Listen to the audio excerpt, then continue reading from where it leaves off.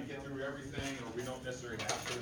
With the other class, I didn't get through everything. I actually think most of it was probably me. I was, for whatever minute, well, no, I was actually super tired yesterday, and I wouldn't seem to be able to keep up the speed. So all we got to get through is enough on, hey guys, can y'all stop, or please go outside? Over there? Yeah. All we have to get through is actually how to build the assembler, because that will give you a consistent thing to really start on. So that's all I'm really shooting for. If we get a little more done, that's great. But that's actually all I'm planning on getting through, because that's all I really got through yesterday. All right. So on the actual project, some basic things. You're going to turn in a project. It needs to be submitted on Canvas. When you submit it on Canvas, a lot of these things I'm going to repeat. And the reason I keep repeating them and repeating them and repeating them is because over the years, students keep doing these things wrong over and over again. You're going to submit a zip to me. Remember, you can, what I encourage you to do, submit it early and often and as many times as you want, because the truth is, if there isn't something in Canvas and you go, my computer was down right when I went, why were you submitting it at the last moment? If you go, the internet was wrong, why are you doing it at the last moment? If you're submitting something, I might even listen to your reasons, but the truth is you'll have something submitted and I won't be grading nothing. If the truth is, if there's nothing in there, and then you're going, hey, I had something go wrong, I'm gonna look at it and go, you were trying to get it all done in the last moments. I guarantee you I will not accept anything after the fact. Plus, I would already have something to grade, so I won't have nothing to grade. So don't look at it and go, I'm not gonna submit anything and then I'm gonna have a problem and he's gonna let me submit it late. It's like, no, you'll see I don't submit anything late. All right. What are you going to give me? I want all the source code for your project. If you have any notes you want to leave me about your project, I'll kind of talk about these things. One of the things is you're going to see here in a moment how I want your project to work, how to execute. The truth is, if you're using a scripting language, it can work slightly different than this. But if your project works any way other than I would expect it to work, I want you to leave me a note. Students a lot of times leave me other kind of notes. Sometimes they leave me nice, cute notes and tell me, oh, I love this project. I've never had anybody leave notes and say, I hate this project and I hate you, but I guess if you do that, I won't hold it against you. I guess I won't hold it against you. But you can leave me notes. One of the neat things is, and I can see this is as much a note to me as it is for students and stuff. I've had students who are doing exactly what they're submitting the project kind of over and over again. You should let me know if you have a bug. And you could go, God, did you know we have a bug? If you don't let me know you have a bug, to me, what it looks like, you don't know you have a bug. Because I'm probably going to find it anyway. I've had students, when they submit, is go, here's all the features I've got working, or here's what doesn't work. But it's generally like, I've got this working. Here's the next time I submitted, here's what worked. Here's what, oh, I fixed that. I can see this little running notes of what they were doing. And a lot of times I get, yay, it finally works. Then hopefully I don't have to write back to them, oops, sorry, no it doesn't, you know, but. All right, so leave me notes. Your ASM file, that means your assembly file. You're gonna have to write an assembly file. Hopefully we're going to explain that. It has to be named this. Don't misname your project. I will let you know. You want to get used to using this name because the only thing that will change from project 1 to 2 to 3 to 4 is that number right there. If you don't name this project that way, I will find out and I will dock you points because there is something I do that is consistent over and over again and it will fail. And when you make it fail, I'm going to dock you points for it. So don't misname it. All right? And some of this is, you go, but that just doesn't really matter. If you write a function for somebody, and a file could be a function that could be called. If you write a function for somebody and you do not call it the name that they expect, how are they going to invoke it in another program? Yes, details matter unbelievably in computer science, more than almost anything else. And a statement I tell kids all the time when I'm talking about computer science, when I go out and talk to like elementary, but middle schools and high schools. Can you imagine writing a novel, 100,000, 200,000 word novel, and if you spelled the name of a character in your book wrong one time, people would read your book and throw up their hands and go, oh my God, this is the most awful story I've ever read. It made no sense whatsoever. I can't understand it at all. Because you did I before E instead of E before I kind of thing, and it's like, that's all I did. You'd go, anybody could read that. Computers can. And if you think they can't, it's like, go try this in a compiler and see if it will figure out what your variable name is. Details are incredibly important. So, a certain amount of details are going to be incredibly important to me. All right, and I'm trying to point out where they are. Your executable, we're going to talk about what this is. We call it just VM.exe. The truth is, there's two things in this one executable. There is actually what is truly considered to be your VM and your ASM, your assembler, in the same file. I just use the shorter name. Why? Because it's easy. It's your VM, but it's your assembler and VM. It needs to be called this. Now, if you go, what if I use Java? What if I use Python? What if I use, okay, look, I know people do these other things. What I really want you to do, and I've told both classes, so it means I really want you to do it, I want you to create me a VM.bat file that contains how to execute your program. That's what I really want you to do. And if you go, I don't know how a bat file works, there's a thing called Google. Try it. All right? Because the way I'm going to execute your program, I'm showing the exe versus the bat here. The truth is, when I run this, I run that without it. So I'm going to type in VM space, the name of the project.asm, and that's how I run your project. And whether it's a VM or a bat file, it will run. It's an executable, and it will just run your project. Now, if you don't create me a bat, but I'm saying I really want to, so I might dock you a little bit of points.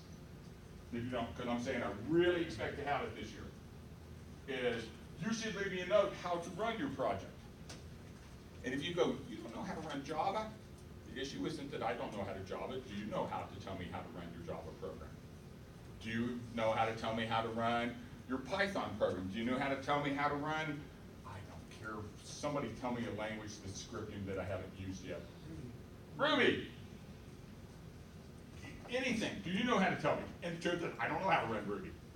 Never had anybody give me something in Ruby yet. Or they've given me Ruby and it's been hidden behind the VM file and I didn't have to actually know. And I know there's one student that's either in this class or my other, they're wanting to use Python, and I say my default Python, is it yours? Is a 2.7, they want to use my 3.6, and it is, they did give me a bat file because it's like, I don't want to specify that path. They're going to give me something with a path in it.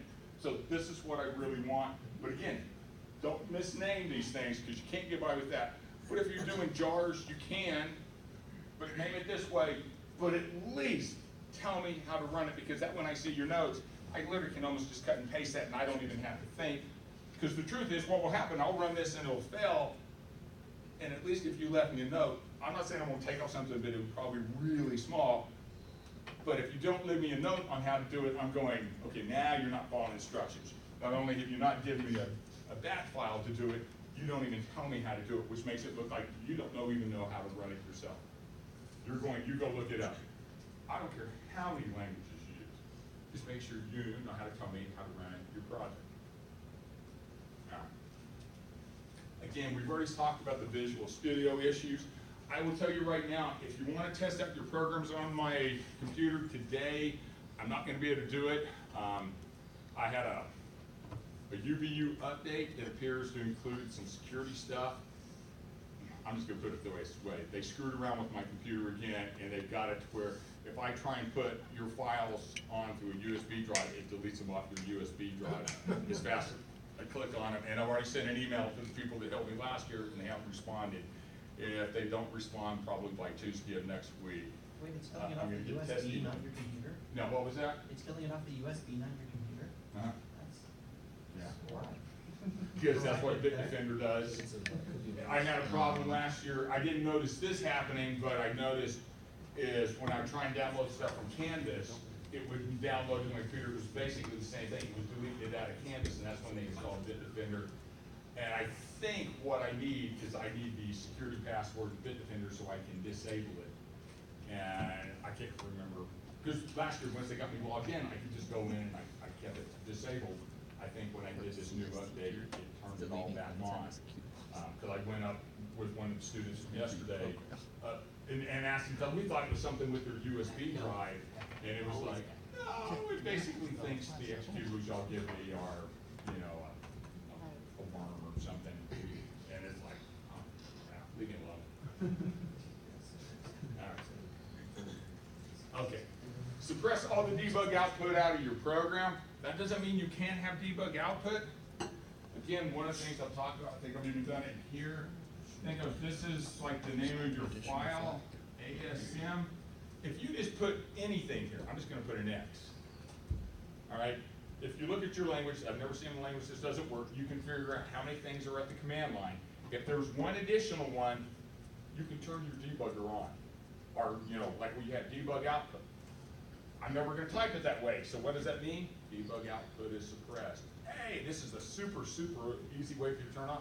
And you don't have to look for some fancy word like debug. Okay, sorry, I had to check my D's and my B's. I am dyslexic. I have to check whether those are actually D's and B's and not the other way around. So you don't need to do that.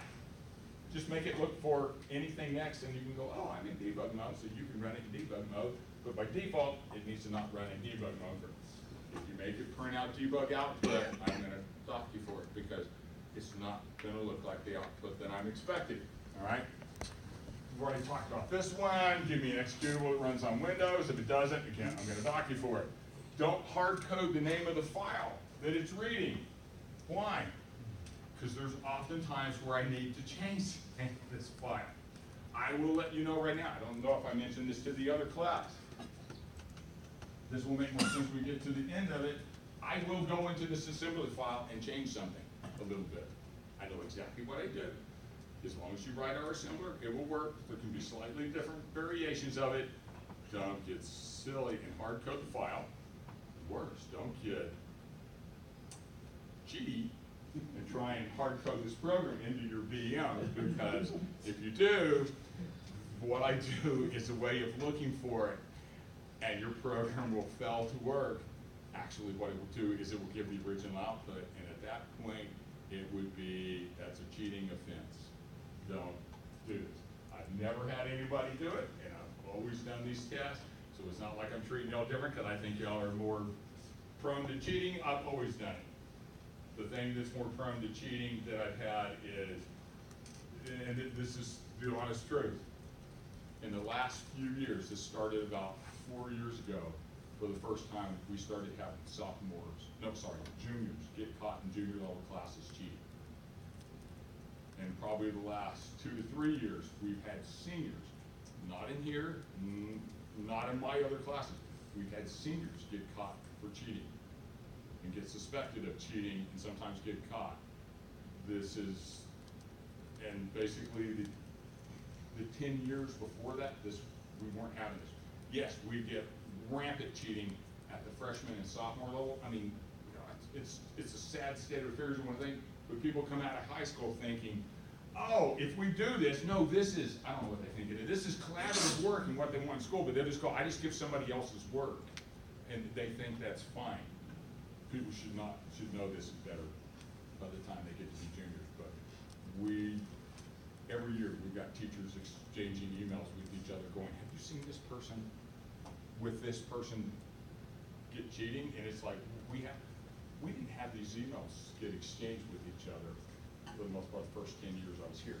It was only happening freshman and sophomore level.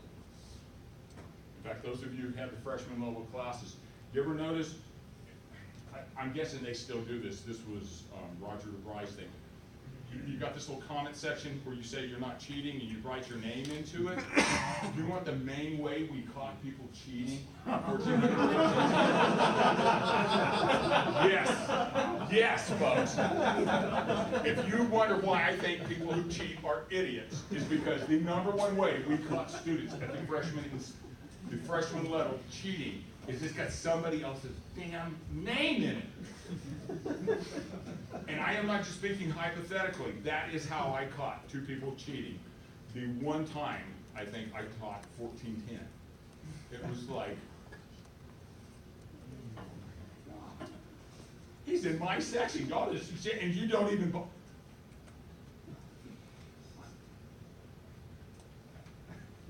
is it, Darwin principle? You just want to exercise it. You don't know what I'm talking about.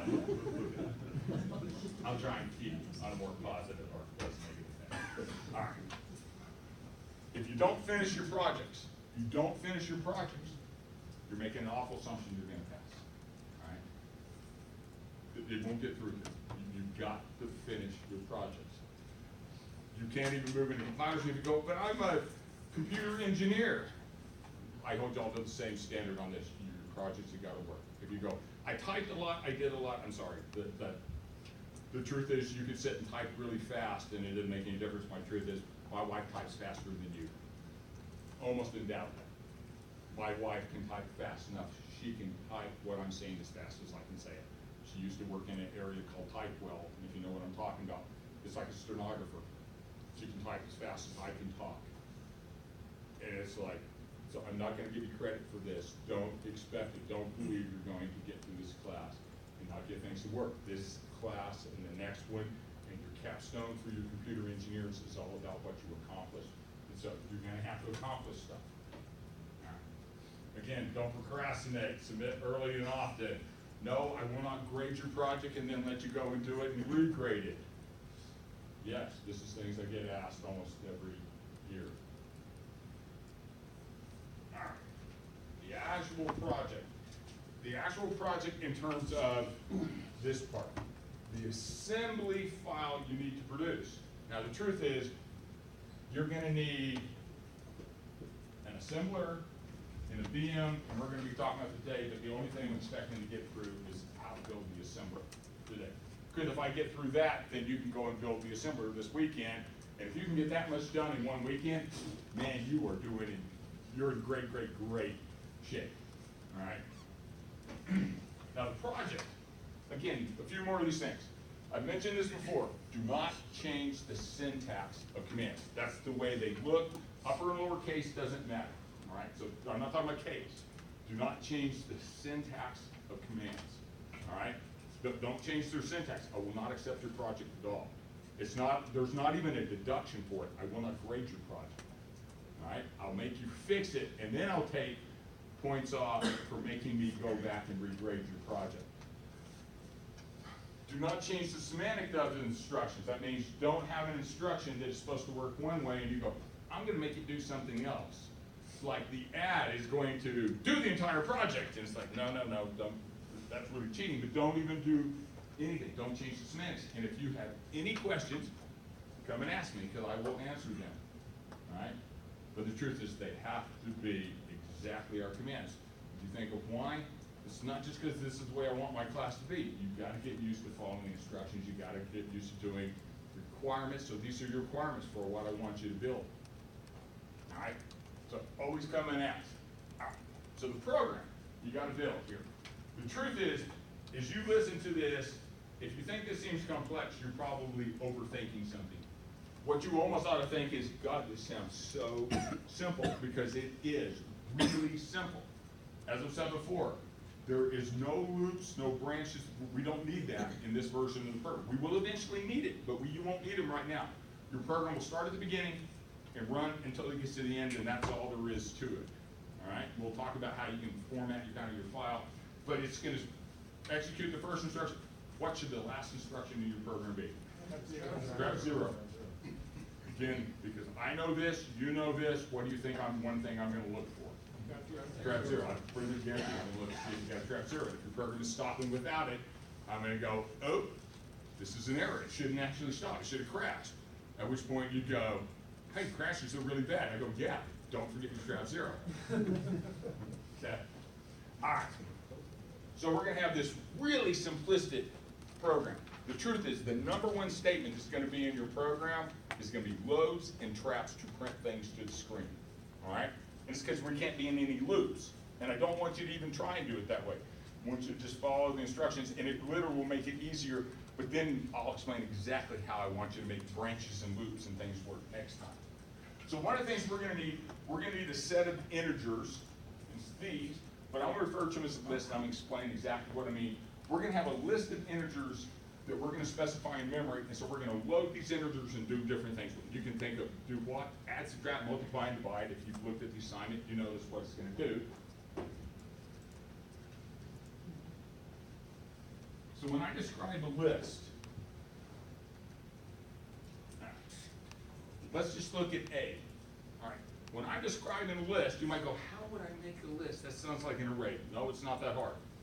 The way I want you to make a list right now is think of A, this is a label. I'm not gonna write them all because by the time I get to here, this already get super redundant. This is declarative, so these are declaration of the ends, and I happen to know this is 1, 2, and 3. 4, 5, and 6, and then you can think of make another one for B and make another one for C, and you can go, oh, that's how I'm gonna get. How you're gonna get data into your program, there's no keyboard input, you're gonna read these things from memory. Anybody off the top of their head remember how do you load an integer using our assembler? What's the name of the instruction?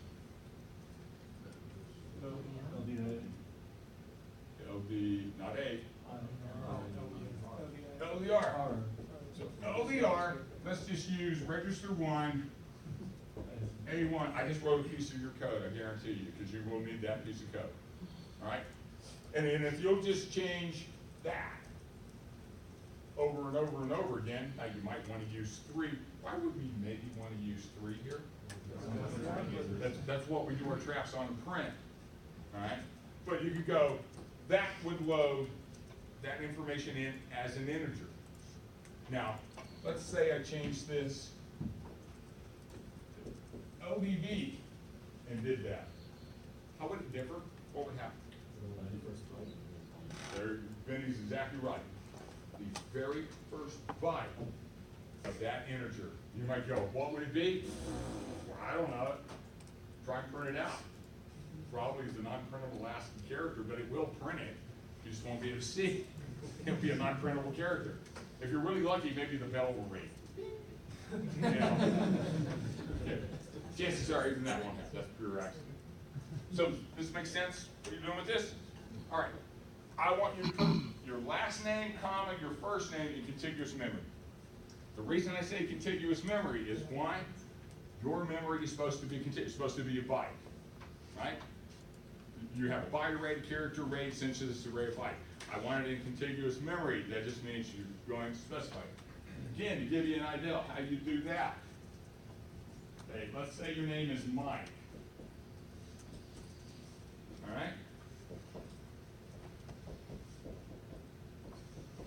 Okay, I'm going to stop doing that and go M, I, you can make it lowercase. If I didn't specify this before, I know I did this with the other class the other day, if your name is Aaron and it's spelled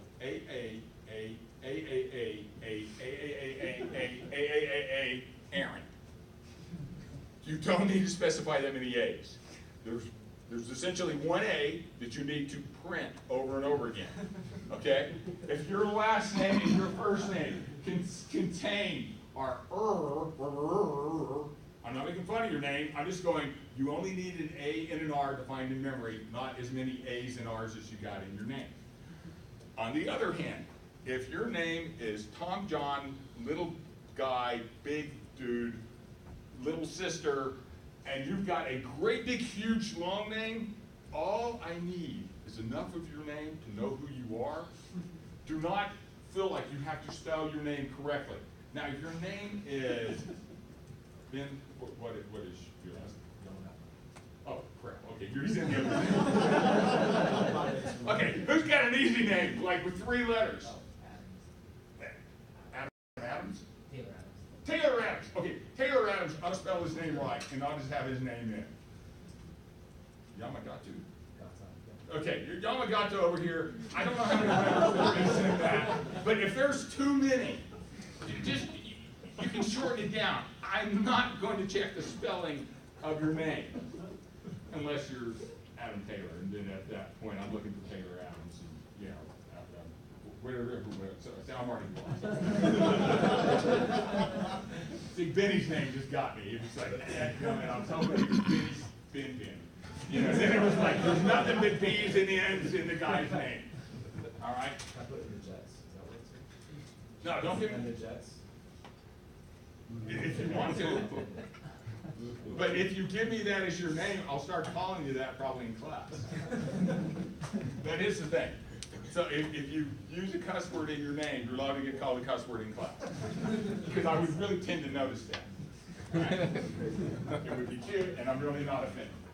You may know I say some cuss words, is why I don't want we to put on the internet. I'm sorry, I didn't grow up in Happy Valley. I'm not sorry. I didn't grow up in Happy Valley. I like living here, but I did not grow up here. My father was a little rougher around the edges. So actually, damn is not a cuss word to me. It's a thing that holds back water and you say when you hit your thumb. I saw my dad just flatter the end of his thumb one time, and he said, damn, and then I almost saw him pass out, and it was like,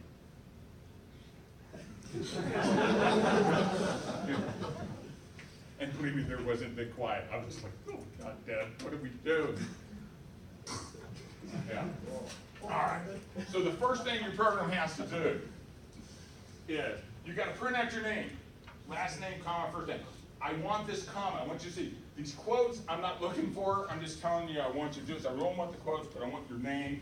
And again, we've already described. If your name is really long, you know, if your name is Mike Lee, you can do it. If your name is much, how many letters does your last name have? 8. Well, that ain't too bad. But you know, if you made it 7 or 6, I'm okay.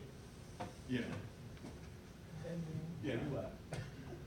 But I've had students with names like, you know, there's 15 in the first name, and I swear it's 42 in the last name. Abbreviate. Look, you've already shown me you can print characters. That's all I'm really, that's truly what I want to see. And part of the reason I want to see this comma is I want to see that you can print a comma. If there's no difference, truly there's no difference, but some students, it seems to make a difference because they can't print a comma. So that's why I want to see a comma between your name. Even if you use dog flesh as your name. That is not your name, but, okay? Okay, this will sound incredibly redundant. Cody gave me an idea how to say this a different way. And if you find it funny, blame Cody. All right, I want a blank line between these, because this says print a blank line. Okay, now notice, this blank line is between these two things, which means there is a blank line. I am now at a loss for words for how to explain this, but virtually every year people don't put a blank line between these things, and when I ask them, they'll go, I didn't understand that a blank line meant a line that was blank. So Cody said, it's in between. Well, 2 is in between 1 and 3, so it's between. And if you're going, God, you're being redundant, I can't tell you how many times I've had people do this wrong. All right? So, add the elements of the list B together, generate results, final, okay, I've got to explain it, everything, you want to get it, but I'll give you here. Pay attention to this, pay attention to this. These things are in red in case you have a form of colorblindness that doesn't let you see this. Plus there is an arrow that's pointing at this and what this is. All right, let's do this.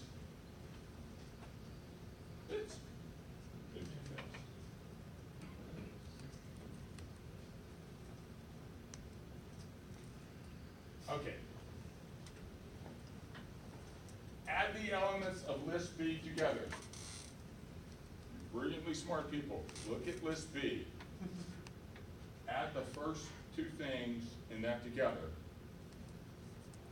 And tell me what the number is. Now if you go, wait a minute, Of course that's what it is.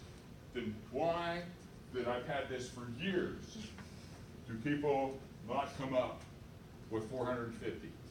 Including last year when it was in red and I said pay attention to it. So now I've even told you what to look at. How can you get this wrong? Not paying attention to this. All right? Okay. I'm not trying to hide what I want you to do. I'm going to jump ahead to even something I didn't get to get it out in the other class. But one of the strategies, you will see this listed in the document. I'll end up talking to you about it again next week. When you are finished with your project, you've got to understand this is not a group project. You cannot do your project together. All right? That doesn't mean you can't talk about things that are going on. But one of the things I really want you to get used to doing, when you are done with your project, I want you to find people that you trust, not people that you don't trust. That really doesn't help. I want you to find people that you trust, and I want you to sit down and run your project. And I want you to see what the output is. I want you to find at least 2 other people to do this with. Not everybody can choose Benny because he's just too important. So only some of you can have Benny. All right? So you got to use Adam over here, and some of you got to use crap. I don't think I know anybody else's name. Oh, I know Mr. Crone back there, which is actually Jeremiah. Yeah. Ah, got it right. But sit down with 2 other people and compare your output and see if y'all have the exact same output coming out of your program. If you don't ignore it. Go, somebody's wrong, and figure out which one of you is wrong. If you cannot, between the 3 of you, figure out who's wrong, come in my office and ask me questions. And if you go, so you'll grade it? No, but I will. Who's wrong? All right. The truth is, I never get people submit projects and don't know what they have right or wrong in their project when they do this. This becomes even really more important when we get to the compiler class, where we're working on something all semester long, and I will look at pieces of it that you need to see. You need to find who you can trust and who you can talk to, who will give you the time of day to sit down and say, let's run something and see if it produces the same result. And the truth is, you'll know it. The only way you'll be getting the exact same result if 2 other people is if, unless it's right, that I've seen is y'all are spending too much time talking to each other and you're giving each other the wrong ideas, and then you're doing it and it's like, you don't want to really use people that you sit and even bounce ideas off. You really want to find 2 other people, but you want to find people that you can trust and go, hey, these are good. And generally what will happen is 2 people will be right, and 1 person will have something that's wrong. I will tell you, I have had instances, I won't say just this class, but between the 2 classes, where the 1 person that was different was the one that had it right, and they were trying to convince the other 2, but generally the other 2 had spent too much time, talking to each other, convincing each other this is the way to do it, and so it was really just 1 other person and 1 thought. So, but get used to doing this. All right. So you can just think of, you're going to sum up, and basically the master, you're going to sum up this list. Right? But really, I was saying, I don't use the word sum, and you'll see it because we're going to do add, subtract, multiply, and divide. And so I don't want to use the word sum because I can't use that with multiply. All right, we're going to print a blank line between the results.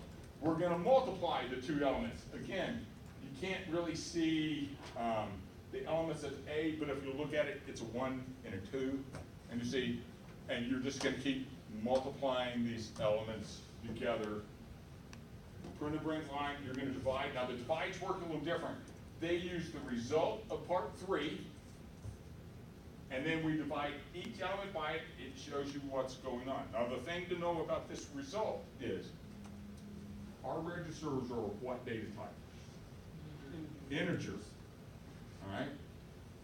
When you do integer division, what happens? Truncate. Okay, that's exactly what I expect. I'm not expecting a floating point number. Do we have any floating point registers, any floating point instructions? No, don't create any. You create them, that is what, you could go, I did a neat feature. No, you just changed the syntax and semantics of your language one way or the other. All right, I know what the result is supposed to be. All right, so we're going to do divides, and what you'll notice is we have a subtract that, again, it's doing pretty much the same thing, but it's subtracting by part 5. Again, you don't have the floating point issue, but don't worry about it. We're just doing the integer addition, subtraction, that's all we're gonna need. We're not gonna need floating point at any time. The truth is, at the end of the semester, if I got time, and anybody wants to, I'll explain how you implement floating point, and by that time, you'll go, oh my God, that's so easy. Yeah, so I don't give it out as an assignment. I used to do it in the beginning years, and I always hated doing it, because it's literally to me like a pathetic project for students. By the end, it's so easy, there's nothing to it, really nothing to it. That's why they don't even accept it. And so you'll even see, oh, here's a result. Each one of these is the first value that's printed. So if you're even wondering, hey, am I getting the right result? But like I say, if you get more of them, just run with some people and you'll see what you're actually getting. I'm probably moving a little faster, Dave, and I'm a little more energetic, as you can tell. All right. Here's exactly what I've already shown you on the board, so I just kind of jumped ahead. So again, so this is how you can store your name, you can store the list. I've already had somebody came in from yesterday, he was asking me different questions, but he actually had all the data already typed in. All right. Again, we're kind of going back to grading, but then we'll start looking at exactly how you build things. From a grading standpoint, one of the things you got to understand in this class, I have something that I refer to as systematic deductions. Systematic deductions are the equivalent of things I consider to be things that seniors should not do wrong. If you do them wrong, they are almost like point deductions that are on top of your project, that if you want to think of, it theoretically makes it possible you can lose more than 100 points in the project. I will always stop at 100.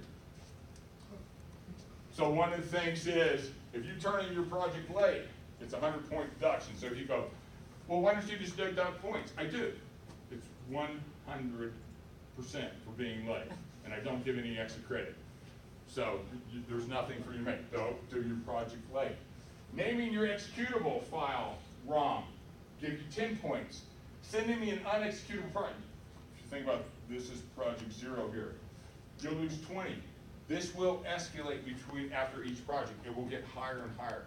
It's not just I get really annoyed, which I've had students do this wrong, and then we send them back, and they figure out how to get me an executable. Then they do it again on project 2. And I've had those same people do it on 3. The biggest problem is, besides just the annoyance of having them do it and then losing points on each one, we get to project 4, it will happen right around during finals week that you'll submit it. You're submitting projects during finals week, I don't have necessarily time to let you bring me a new executable. And so I have had times where I believe the student that I go, you've done this project and it works, but there is no way I can regrade it. I'm gonna have to give you a 0, and that's what I'm trying to keep you from doing. So don't send me executables that don't work, because while it's just some amount of a deduction, we get to the final project, and the truth is, the first person, I don't know, let's say I got somebody named Aaron, all in A's, in their name. That's the first person I may grade if I'm doing an order, and then it's Ezekiel at the end, depending on which way I'm grading. The first person I grade, I won't let you bring me a project because I graded yours first until I finish grading the last person's project. Why? That is completely unfair. And so I have had times where I have not been able to accept redoing projects. So don't get in the habit of making this is how you get the class done, is by going, well, I'm going to do it wrong and I don't care about the 20 points. Because on the last project, I may not have time to allow you to do it. Because I have really been so pressed for time, I don't have any time. Other things that can get you systematic deductions, making your program hang when it actually finishes. Anybody want to venture a guess why people generally make the programs hang? Yeah, they're using Visual Studio and they're using the debug mode of it. They don't ever run it at the command line. Okay, your compilers don't hang when you're compiling code. Programs you run don't hang like this when you write. You're doing this because of Visual Studio. Again, don't get used to doing it this way, and if you do, make sure it only happens when what? When you're in debug mode, not when it's running for me. Otherwise, I'll dock you for it because it makes me have to go, what happened to the, oh, well, okay, I got it. All right? I'm trying to remind everybody the same. If your program crashes, you should almost suspect I might take off up to 50 points. Okay, and if you go, wait a minute, that's just almost like you're taking off 50 points for a game. You're seniors, you shouldn't run a program that crashes. Now, I'm not saying you're gonna have every feature to work. If you've got a feature that doesn't work, it doesn't work. I'll take off for the feature not working. But don't have your program crash because I stopped right here and I just quit writing code and I let it crash. It's like, no. Get rid of the crash and just send me what you have. I'll grade up to that point and then I'll just take off for you not having the rest. Don't let it just crash. You're seniors. And if you go, but I'm a junior, well, step up. Most everybody else, they're seniors. All right? Don't have debug output. Don't fail to send all the elements. The number one element people forget to send me is the source code that I'll take off for.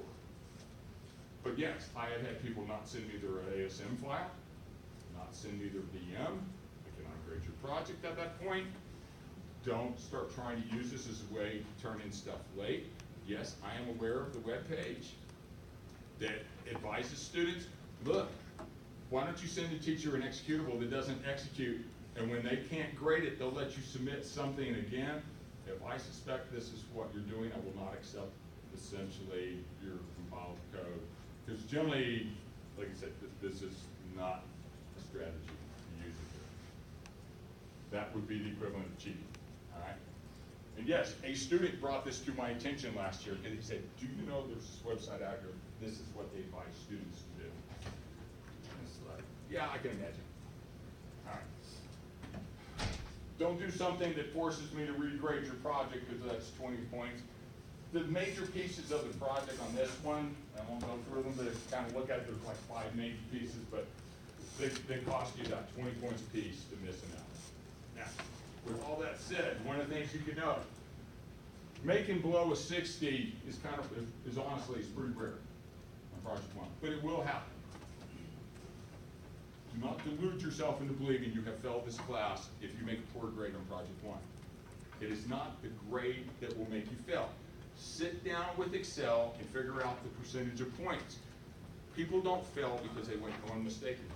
I'm going to say that again. You do not fail because you make a single mistake. People who make a low grade on the first project tend to make another low grade on at least one more project and another project after it. Oftentimes they'll make a low grade on a midterm or a final. You can't fail this class. Just go work it out. You really can't fail this class because of one mistake. It takes multiple.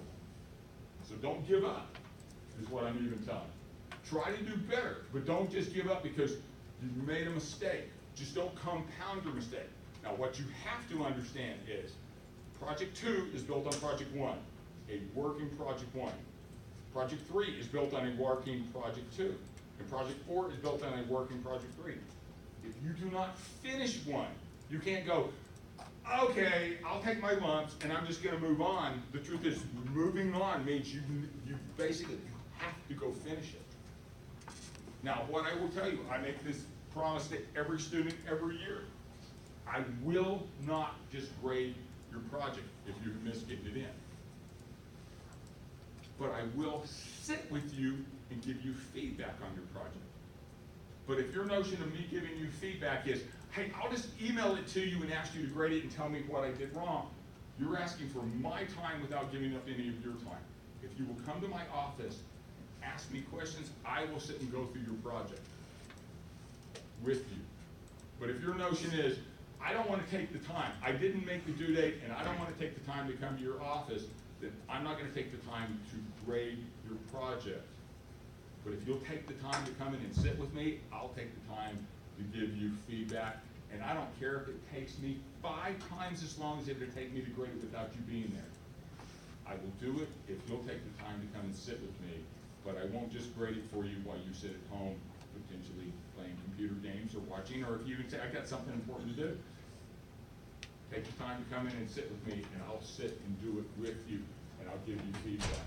Which is the same as if I gave you feedback, and I will give you kind of feedback what's wrong, but if you want to know something, come sit in my office and I'll sit and explain things to you. Because the truth is, when we get to the compiler class, that's the only way I grade anything.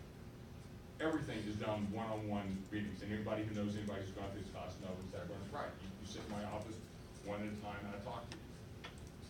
So I will even look at it, but I won't just grade it so you can go, hey, I don't want to spend any time on this.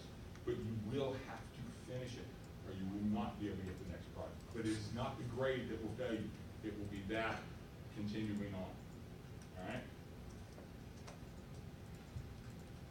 All right, so now getting more to the details of our project. All right. The first thing to understand, I kind of pointed this out. Let's look at what I'm showing you right here. Is you've got to build an assembler and a VM and an assembly file that's run by your assembler, all right? So this is your assembly file you're going to write that relates to the program that I've just shown you. You're going to need a 2-pass assembler and a virtual machine. These are truly, I'll say in the real world, 2 different programs. You are not going to write 2 different programs. I just want you to give me one. And the reason is it makes it simpler to implement. The other reason is more procedural, which is there's just really no case where you're going to want to run in your VM over and over and over and over again executable bytecode. You can think of, you know, because that's what we do, you know, like we compile programming, you've got an executable program, you run it over and over and over and over again.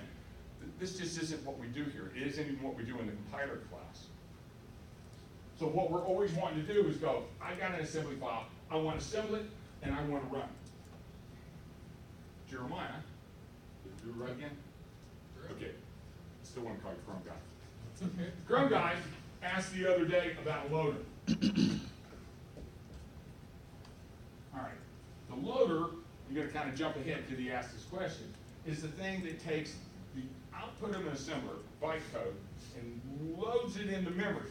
But truly, the way this normally works is you get, I'm going to do it this way. You get an exe, you get an executable. See better? Good. We got it. When this is up, come up and something. I won't always remember to do it, but I know it gets in the way of students.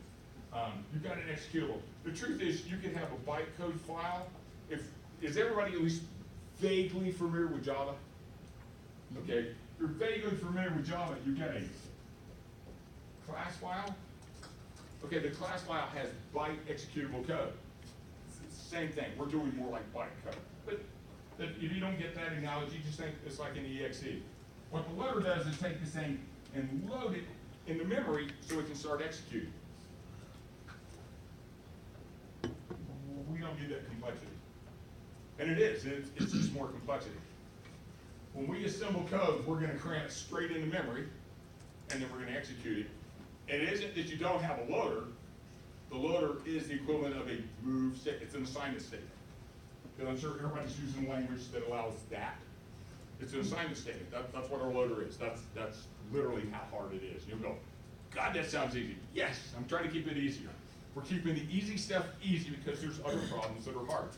Don't make the problem harder than it has to. The truth is, not in this class, but when you get all finished, particularly those who take the compiler or the computer engineers who want to do something, it is honestly, you can come and talk to me toward the end of the semester if you want to. To go in and divide this thing in half, build this kind of file and make it load, and then you can go, oh, I've really made my own assembler, I've made a VM, and then really you put a loader inside your VM and go, oh, I can make it go and run. And in the advanced OS class that's now at the graduate level, this is what the students used to do because they used to come out of this class with their assembler and VM and they would split it. In fact, you may notice in some place, some notes I'll be talking about the operating systems class and Dr. Peterson and some stuff, and some places I haven't remembered to remove all the references with this. Because a lot of students used to, in fact, it used to be part of the core and everybody had to take the class. All right. So let's talk about how to build things. If I'm going too fast, please let me know. I'll try and slow down or I'll repeat something. All right. You're going to need a 2-pass assembler. I'll explain what it means by 2 passes. If you believe I'm wrong, that you don't need a two-pass assembler, then I'm sorry, you need to accept again, you're wrong. I know what I'm talking about. You're going to need one. I will let you know. In this first project, you can get by with a one-pass assembler. If you take that shortcut, in all likelihood, you will have to throw away everything you do on project one almost and feel like you gotta start over because you will not be able to figure out how to dovetail what you're gonna do. A one-pass assembler, to some extent, can't exist. One-pass compilers can. That's a different thing than an assembler. All right, so if you go, C is a one-pass, C++ is a one-pass compiler. All right, but you can't build an assembler this way. Does anybody know what C++ requires you to do to make it where you can do one pass? Private functions above where they're being called. Yeah. What's that called? Forward declaration. Forward declaration. You got to do forward declarations. Yeah. If they would just make it a two-pass compiler like Java and Python in every modern language, you wouldn't have that. Now, if you wonder why did they do it a long time ago, because reading from disk was considered to be so slow and time-consuming, they were trying to speed it up. And so really they put a burden on the programmer to have to do these forward declarations. All right. So you're going to need a two-pass assembler. We're going to talk about what these two passes are here in just a second. All right. In the first pass, the main thing we're doing is loading something called a symbol table. Let's kind of look at what this is. I'm going to write on the board, but it's in the document here, so I'll show you what I'm writing from. But just so I'm not just doing things exactly the same way. Basically what I'm describing is this right here to you. All right? So think of your assembler as this thing. Oops. Did that end in A? I don't know what number it was. So this is your assembler. All right? We're going to have two passes. So think of this thing as divided in half. We're going to do the first pass, and then we're going to do the second pass. So it's made up of two different pieces. The truth is, the majority of the code you write in pass one is going to be the same code you're going to use in pass two. There's actually only very little difference.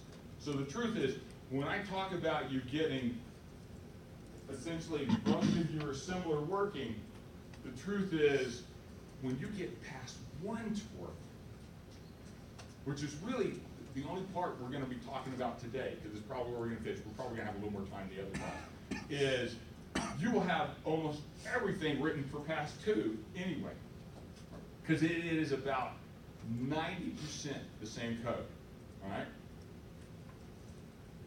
The things you need to do, and I'm promising you, I'm letting you know, do it this way. This is really the way to do it.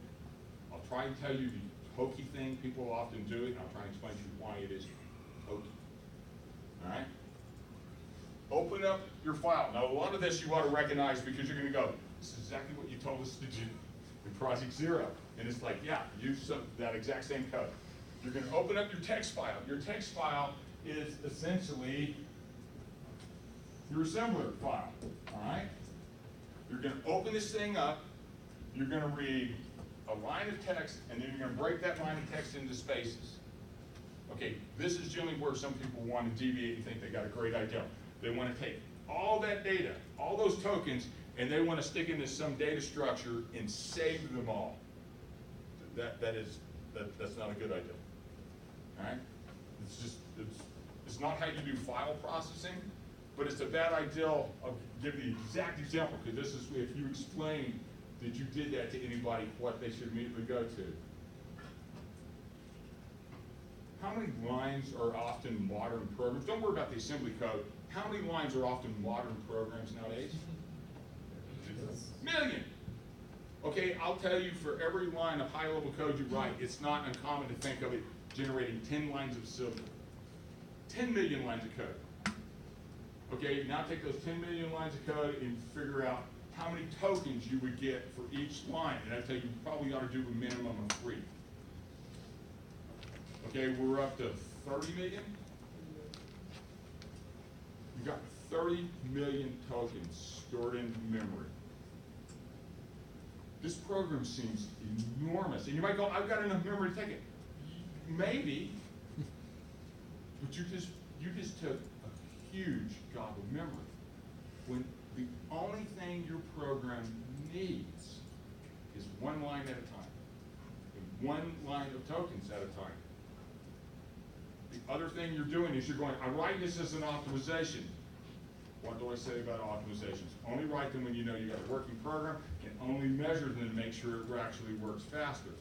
Because if you possibly get a bunch of swapping problems going on, you're not making faster. And I've had students have problems when they've done this. It's not a better idea.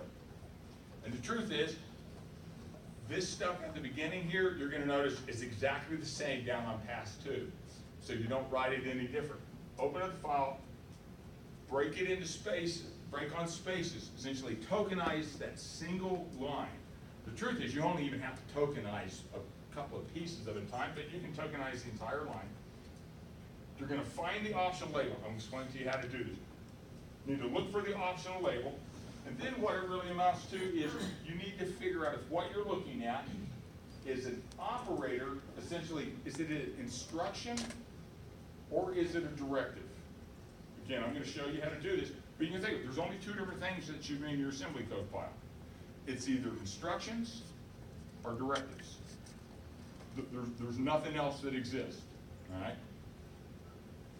You can generate an error message. Now, the error message would be basically based on, what if you found an instruction that didn't look like an instruction? What if you, and it's really, you wouldn't know it's an instruction. What if you found something you couldn't figure out what it is? Or the instruction looked wrong, or the directive looked right? You can generate some error message. And that would really mean you're not gonna go on. The main thing out of pass 1 is we're gonna load this thing called a simple table. Well, let's kind of look at this top part first. And one of the things you can think about, this is shown in the document later on, but I'm going to get to it right now. I've got something I'm referring to as an optional label, so this is a way of saying something that's optional. All right? Now, after a label, what has to come is either an instruction, or it could be a label, an optional label, and a directive. Now, if you don't already see how you can do this, let me point it out. If you will make the correct kinds of assumptions, not the ass out of you and me types, all right? You will never write a label. You will not allow it, but you don't even have to enforce not to allow it. Just don't ever do it.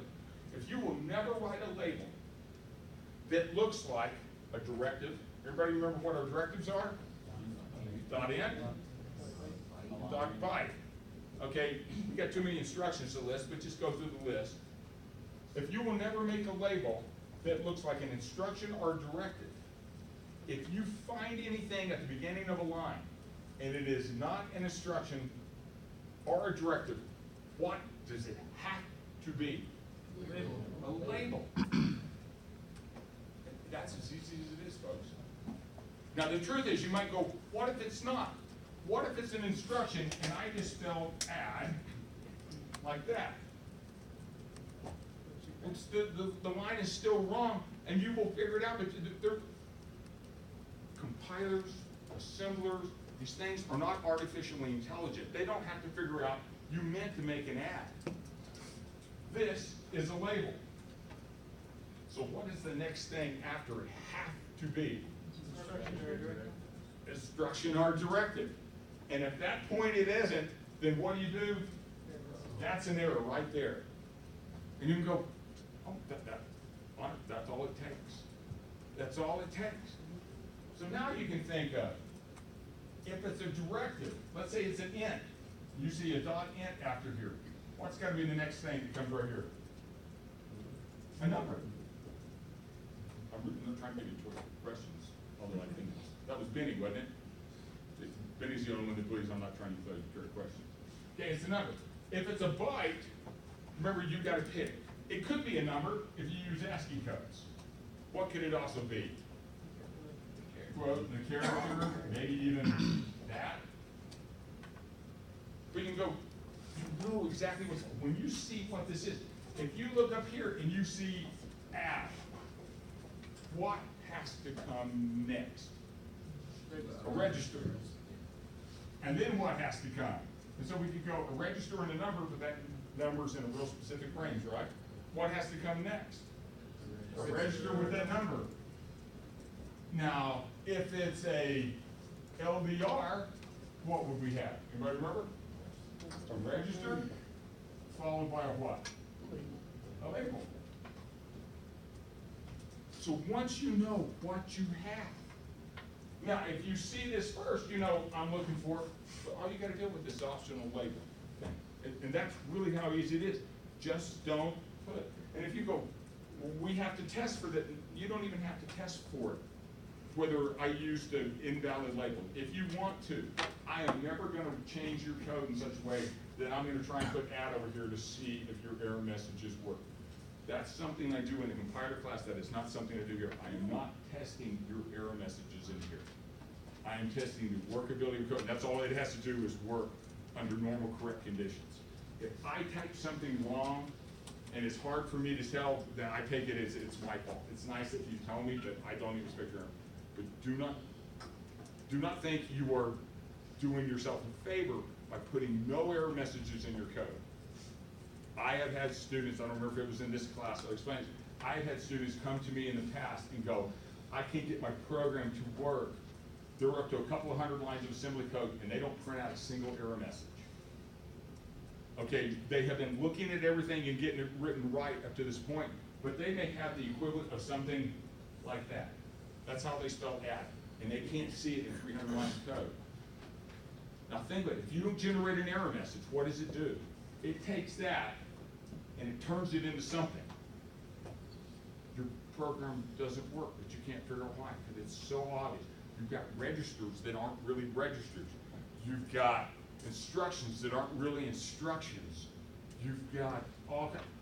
That's what you ought to look for, but you ought to think of what do I need to know as a developer using my own system. To some extent, you want to treat yourself like two different people.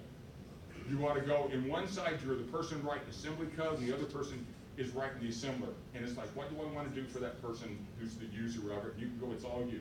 And if it makes you feel like you have a split, bipolar personality, it's just this year, and then try and get rid of it. All right? Okay. Does this part make sense? I know there's a lot of details you got to work with. Does this basic strategy make sense to you? So you always know by the time you get to the instruction of the directive what follows. You will. Just go through and look at every instruction. All right. Now let's talk about this thing, loading the symbol table, because then essentially we've described the kind of error message you need to do. This is real important. All right. The symbol table is simply a key value pair. Some of you may think of this as, that's a map data structure. Yes, it is. If you are one of my computer engineers and you're using C++ or just C, and you go, I don't want to use the STL or even just C, and you're like, I don't have data structures to use. All you need, what I'll invite you to do, this is exactly how I did it last year. So I'm not even faking it. Create a structure with a key that's a text field, fixed length text field, and an associated number in it, and then make an array of these. All right? And the truth is, instead of hashing it and searching real quick, you're just going to search the text fields for what we're looking for, but you're just going to search this array. And if you go, that will be slow. We're not going to have a million labels, folks. You're just really not going to write that word if you haven't written assembly code. Okay. It would take a little longer in this class to write a million lines. All right? You can search that so quick that even the hash table really isn't conceptually any faster. But it'll be done. All right? What this is going to contain is for any declared, okay, any declared label, when I'm defining it, the label is going to go in here on this side, and the associated value is going to be the address it occurs at. All right? So let's talk about how we do this. So let's look at a couple of pieces of code. Let's say I've got, we'll go A1, so this actually looks even like the code. And I'm going to put a 1, and I'm going to go A2, now I'm not saying this is the value, but I just want to show you, it don't make any difference. Now I'm gonna go J byte, and it's a lowercase j. K is a byte, and it's a lowercase k.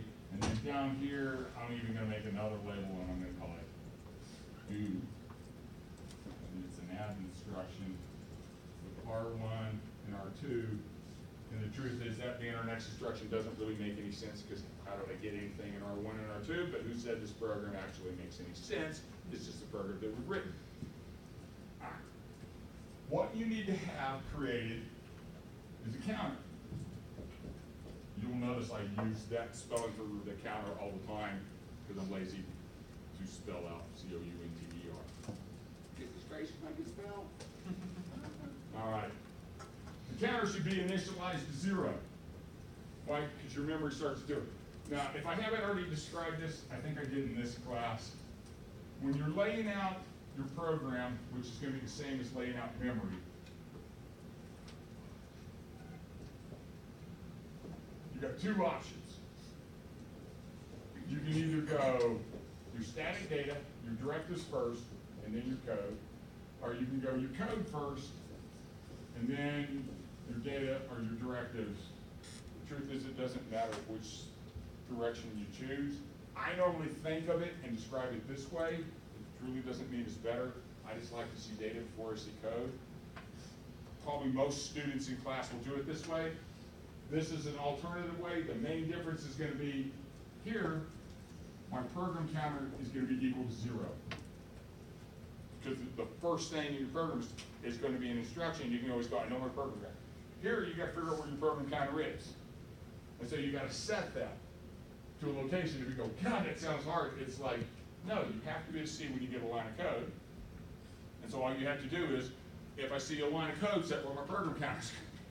So you just keep up with it, and it's like, it's really not hard.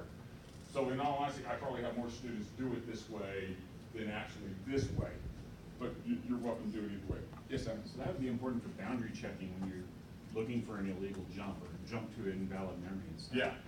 So But you don't, you're not, we don't look for that in our architecture, but for you, you can kind of muck with it, but it's like, we don't put anything into the VM to actually look for this. But if you're not careful and you just say, don't jump to a location less than this, your assembly, your VM may not read someone else's assembly that would be perfectly valid by your. And when, you know, it doesn't have to. That's not a requirement of the class. Okay. I'll never take your assembly file and stick it into his and his into yours. I'll never even take your assembly file and change it in any way that's inconsistent with your assembly file unless it's inconsistent with the instructions that I've given you. So the notion is when I'm looking at changing your program, if it's code and data first, I work with this. Now, one of the things to know, don't ever do, don't ever write code and data intermixed. It doesn't work this way. It never does. And if you go, but when I look at Java or Python or these languages, code and data are in an object. And the truth is, no, it's not. You'll have to come to the compiler class where we really explain why once we get there, but I promise you, it is not. That's a figment of the compiler writer's imagination forced onto your brain, but that is not the way it's working. There is no such thing where code and static data get like this. There's no place. Never, ever. It never happens that way. So, all right. So now, what you can think of, when you're reading this assembly code file, what do we need to do? We got this counter.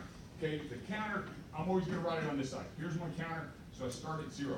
When I come across this label, because this is a declared label, think of it, it's on the right-hand side. All right? If I have something like, LDR to R1, A1. This is not a declared label. I'm using the label. All right? So it's like it's referenced, but I'm not declaring it. When I come across this label, what I need to do, I need to put this in my symbol table as A1, and I need to put the associated address which is 0. If you actually think what I'm describing, I am describing an offset. Okay, how big is this? Plus 4. That means my offset right here is 4. Now, when I put in A2, because that's declared, what is its address at? 4. Plus 4, it doesn't make any difference if this is a longer number, it's still a 4-byte number. Then I'm setting it 8. This is gonna be plus what? Just plus 1, all right?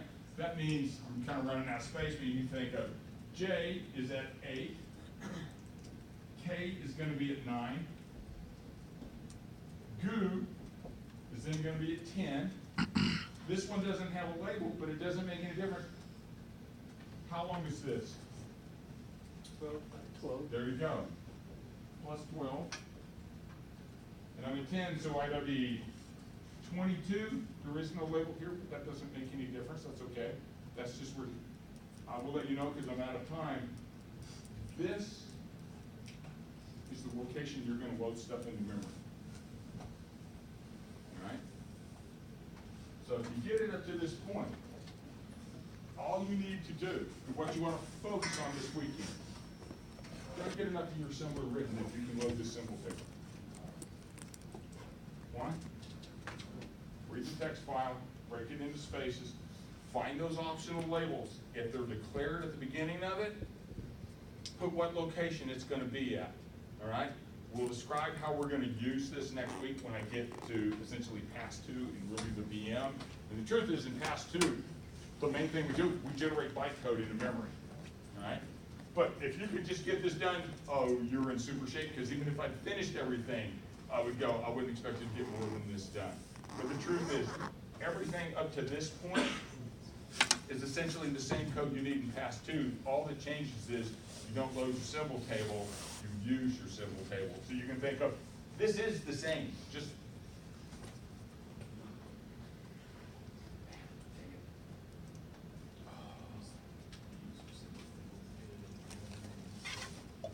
notice, here's pass 2. Generating error message. What it doesn't tell you down here, it's really built in here, is what we're doing is we're sticking stuff into memory. But everything else is, it's the same. We're generating code. But all these things up to parsing and finding the things, it's all the same. So if you go get part 1 done, if you can get that done, you're essentially, you're almost done with part 2. You're really ready to move on to the VM. Bye-bye. I will stay here and answer